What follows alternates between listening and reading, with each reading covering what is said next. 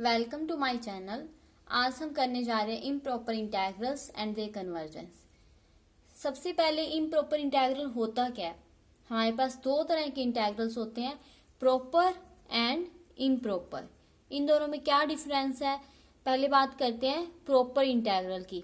Proper integral वो होते हैं जिनकी ये जो इंटीग्रेशन वाली लिमिट होती है ये क्या हो, फाइनाइट हो। इंटेग्रल का मतलब यही हुआ कि इस तरह का कुछ होगा हमारे पास, ये इंटेग्रल बन गया।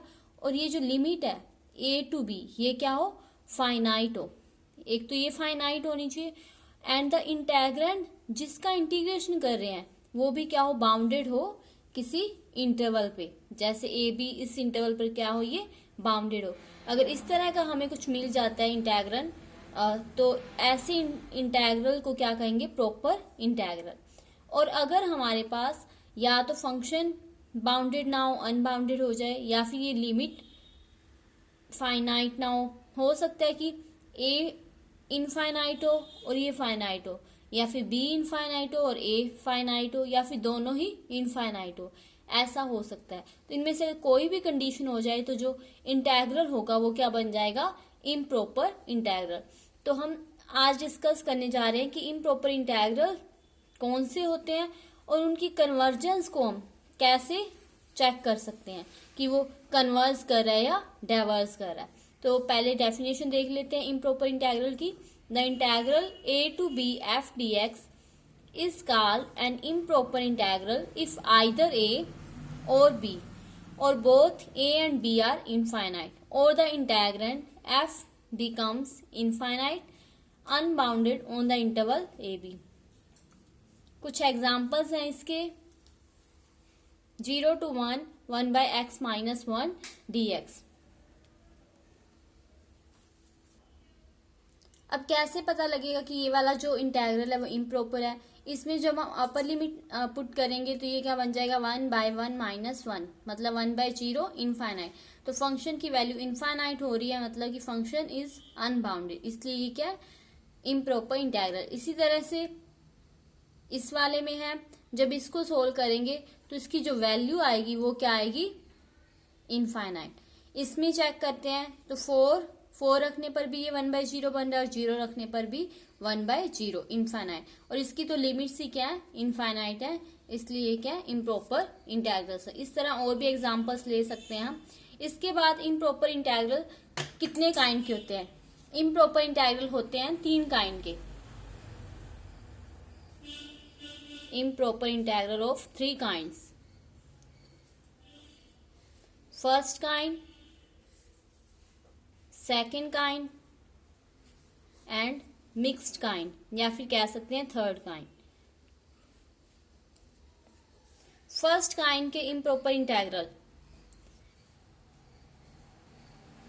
ए to B F D X, इस तरह के इंटेग्रल को हम फर्स्ट काइंड का इम्प्रॉपर इंटेग्रल कहेंगे अगर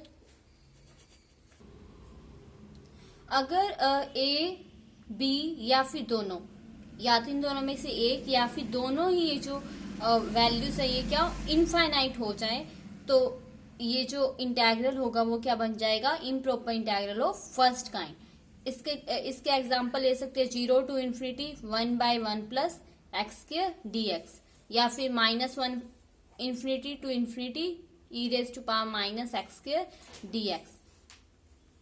इसी तरह से -∞ to 0, ऐसा भी कोई एग्जांपल ले सकते हैं। इसके बाद आता है सेकंड काइंड का इम्प्रॉपर इंटेग्रल। अब ये क्या होता है, कोई हमारे पास इंटेग्रल है a to B F D x, इसको हम इम्प्रॉपर इंटेग्रल कहेंगे of second kind if f has a finite number of point of infinite discontinuity. मतलब कि इस फंक्शन के पास इनफाइनाइट डिसकंटिन्यूटी तो है पर कितने, फाइनाइट नंबर ऑफ, मतलब कि हम कह सकते हैं कि ये जो इसकी लिमिट है इसके बीच में कोई पॉइंट आएगा जिस पर ये क्या हो जाएगी, इनफाइनाइट। तो इसके पास कितनी है, फाइनाइट नंबर ऑफ डिसकंटिन्यूटीज। तो ये क्या होगा, सेकंड काइंड का इम्प्रॉपर इंटेग्रल। जैसे कि अब ये देखो 0 से 1 by x 1 minus x dx। अब ये जो है ये एग्जांपल है of second kind, improper integral of second kind, क्योंकि इसके दो ही पॉइंट है 0 और 1। ये 2 पॉइंट है जिन पर ये फंक्शन की वैल्यू, इंटेग्रल की वैल्यू क्या हो रही है, इनफाइनाइट। तो इसलिए इनको छोड़ के बाकी सब पॉइंट्स पर क्या होगा, फंक्शन की वैल्यू फाइनाइट आएगी और वो क्या बन जाएगा, प्रॉपर इंटेग्रल। सिर्फ इन 2 पॉइंट्स के लिए क्या है, इम्प्रॉपर इंटेग्रल। इसी तरह से थर्ड काइंड वाला, अगर हमारे पास एक इंटेग्रल है a to b f dx, इसको improper integral of third kind कब कहेंगे, जब इसके पास क्या हो, इनफाइनाइट इंटरवल हो ऑफ द इनफाइनाइट डिसकंटिन्यूटी। मतलब बहुत सारे ऐसे पॉइंट हो, इसमें तो फाइनाइट से 1 2 3 4 मतलब फिक्स नंबर ऑफ पॉइंट होंगे जिन पर फंक्शन क्या हो रहा है, फंक्शन की वैल्यू इनफाइनाइट आ रही है या फिर इंटेग्रल की वैल्यू इनफाइनाइट आ रही है। पर मिक्स्ड काइंड में क्या हो जाएगा, इनफाइनाइट इंटरवल मिल रहा है हमें, फिक्स ही नहीं है, बहुत सारे पॉइंट हो जाएंगे जिन पर इसकी वैल्यू क्या हो रही है, इनफाइनाइट। तो इस तरह के जो इंटेग्रल होंगे उनको कहेंगे improper integral of third kind. अब इसका एग्जांपल -∞ to ∞ 1/1 - x dx। अब तक हमने किया इम्प्रॉपर इंटेग्रल के kind, first kind, second kind and third kind. इसके बाद हम देखेंगे कि किस तरह से इन इंटेग्रल्स की कन्वर्जेंस या डाइवर्जेंस चेक की जाती है। When the improper integral is of first kind, उसके लिए देखते हैं कि कन्वर्जेंस कैसे चेक करनी है। अब जब इम्प्रॉपर इंटेग्रल फर्स्ट काइंड का होगा, उसमें भी तो हमारे पास 3 टाइप के हो सकते हैं ना। या तो हो सकता है कि अपर लिमिट क्या हो, फाइनाइट हो, और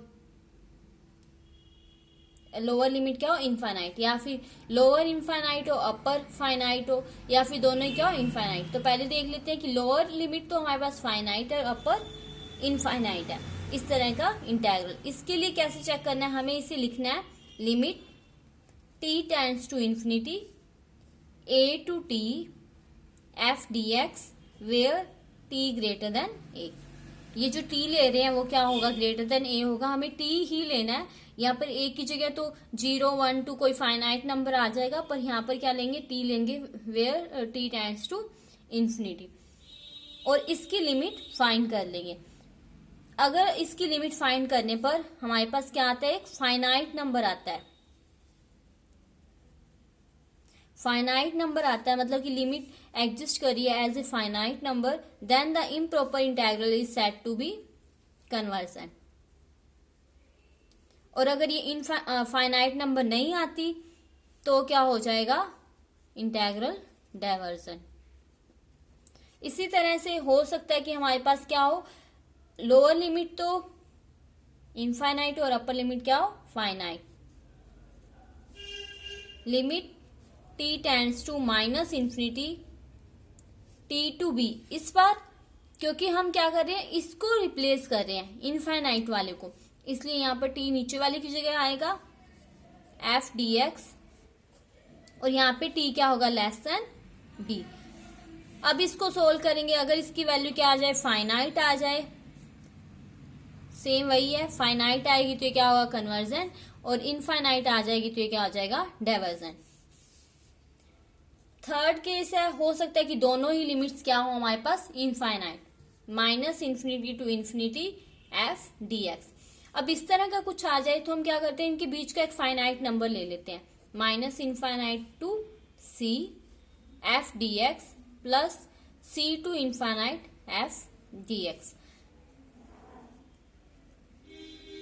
फॉर एवरी c, इसका क्या मतलब हुआ कि c कोई फिक्स नंबर नहीं है, कुछ भी ले सकते हैं, कोई भी फाइनाइट नंबर, और इनको फिर वैसे जैसे इनको डिवाइड किया था ना उसी तरह से कर लेंगे। Limit t1 tends to -∞ t1 to c f dx plus limit t2 tends to ∞ c to t2 f dx, और c लाई करेगा t1 और t2 के बीच में।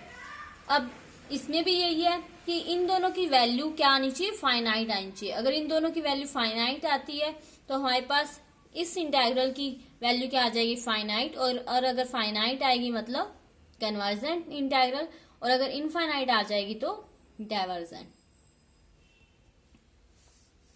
और ये जो दोनों इंटेग्रल है ये अलग अलग बन गए, तो अब इनकी वैल्यूज एक दूसरे पर डिपेंड नहीं करेंगे, ये क्या होंगे, इंडिपेंडेंट ऑफ ईच अदर। इसके बाद हम एग्जाम्पल से देखते हैं, एक एग्जाम्पल कर लेते हैं इसके बेस पर, जैसे कि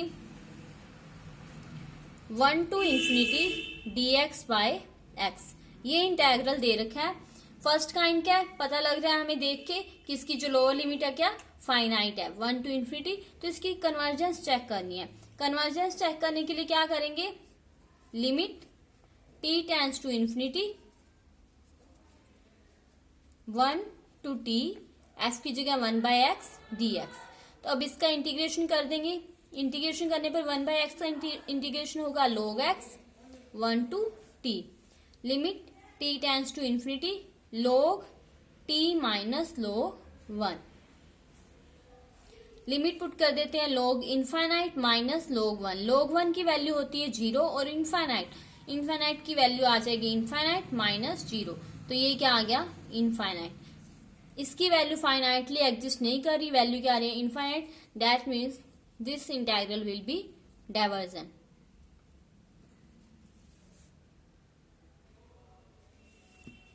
When the improper integral is of second kind, second kind का हो इम्प्रॉपर इंटेग्रल, उसकी कन्वर्जेंस कैसे चेक करेंगे।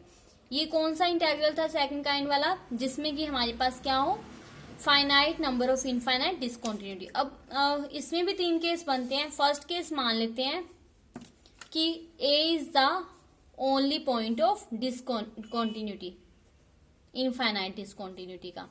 अब a इसमें क्या इंटरवल लेंगे हम a टू b, ये इंटरवल लेंगे, तो a टू b मतलब कि जो लोअर लिमिट है ना, सिर्फ इस पर फंक्शन क्या हो रहा है, इसकी वैल्यू क्या आ रही है इंटेग्रल की, इनफाइनाइट। तो इसको लिखेंगे limit epsilon tends to 0 plus a plus epsilon b f dx। Same वैसे करना है, इसको सोल्व करेंगे, लिमिट पुट करेंगे, और अगर लिमिट एग्जिस्ट करे as a finite number then the integral will be convergent, otherwise it will be divergent. इसके अलावा हो सकता है कि b is the only point of infinite discontinuity, b मतलब अपर लिमिट, तो हम क्या करेंगे, limit epsilon tends to 0 a to b minus epsilon f dx। इसमें भी वैसे ही चेक करना है, इसकी वैल्यू अगर हमारे पास फाइनाइट आए तो कन्वर्जेंट, और अगर इनफाइनाइट आए तो डाइवर्जेंट। थर्ड केस बनता है कि हो सकता है कि इसके बीच में कोई पॉइंट आए जिस पर क्या हो, हमारा इंटेग्रल इम्प्रॉपर बन रहा हो। तो हम मान लेते हैं f becomes infinite at some point c,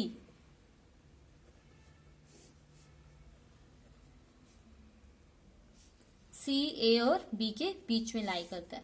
तो a to b f dx equal limit epsilon 1 tends to 0 plus a to c minus epsilon 1 f dx plus limit epsilon 2 to tends to 0 plus c plus epsilon 2 b f dx। इनकी values find करेंगे, finite value आएगी तो ये क्या होगा, improper integral, convergent, otherwise divergent. अब ये तो था हमने उसके लिए किया जब क्या हो, हमारे पास सिर्फ एक ही फाइनाइट डिसकंटिन्यूटी हो।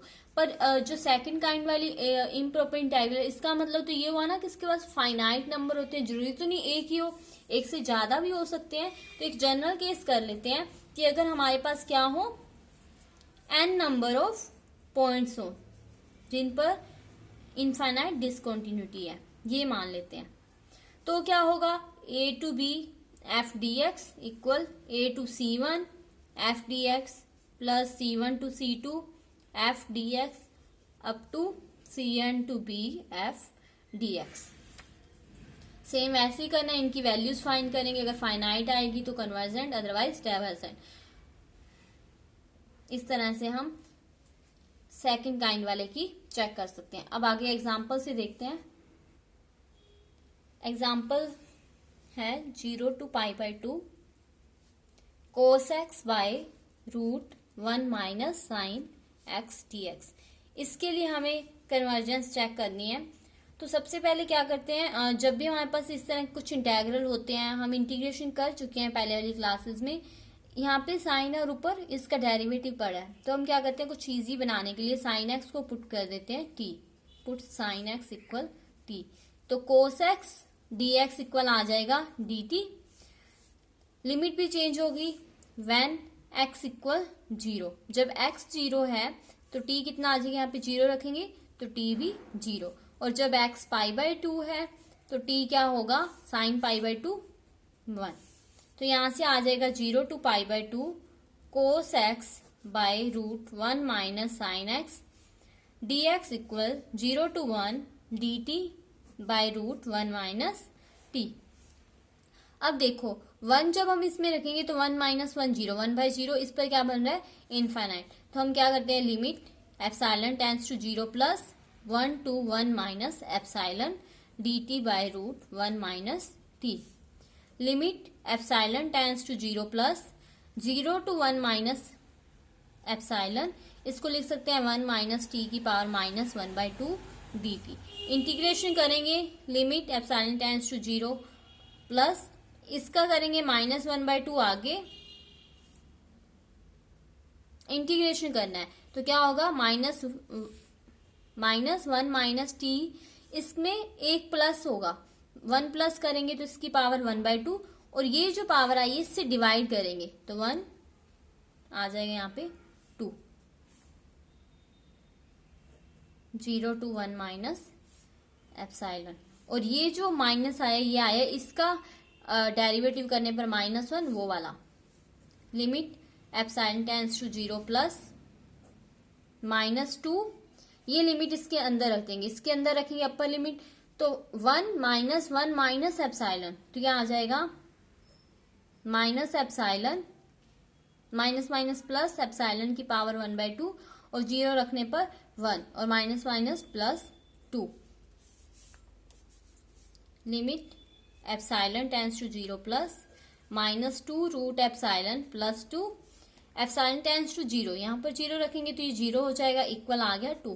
That means 0 to π/2 cos x by root 1 minus sine x dx। जब इसको सोल्व किया तो इस इंटेग्रल की वैल्यू क्या आ गई, 2, मतलब कि एक फाइनाइट नंबर आ गई। तो जब भी हमारे पास इंटेग्रल की वैल्यू फाइनाइट आ जाती है तो वो इंटेग्रल क्या करता है, converge. That means this will be convergent. किस पे कन्वर्ज करेगा, 2 पे कन्वर्ज करेगा। एक और एग्जांपल कर लेते हैं, -1 to 1 1/x² dx।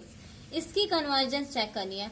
अब इसकी जो लिमिट्स हैं -1 और 1, उस पे तो इसकी वैल्यू क्या है, फाइनाइट ही आ रही है।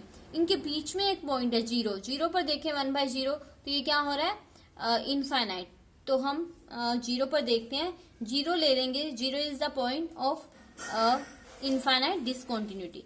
तो -1 to 1 1/x² dx, इसको डिवाइड करके लिख सकते हैं -1 to 0 1/x² dx plus 0 to 1 dx by x²। इसको लिखेंगे limit epsilon tends to 0 plus -1 to 0 plus 0 minus epsilon, क्योंकि जब अपर में करते हैं तो माइनस करते हैं, तो माइनस एप्सिलॉन 1 कर लेते हैं, क्योंकि 2 है इसलिए इसको 1 ले लेते हैं, dx by x² plus limit epsilon 2 tends to 0 plus epsilon 2, 0 plus epsilon 2 करना था तो इस हम सीधा लिख सकते हैं dx बाय x²। इंटीग्रेशन करेंगे तो इसका इंटीग्रेशन 1/x² का इंटीग्रेशन क्या होगा, माइनस का 1/x, -1 से minus epsilon 1, limit epsilon 1 tends to 0 plus limit epsilon 2 tends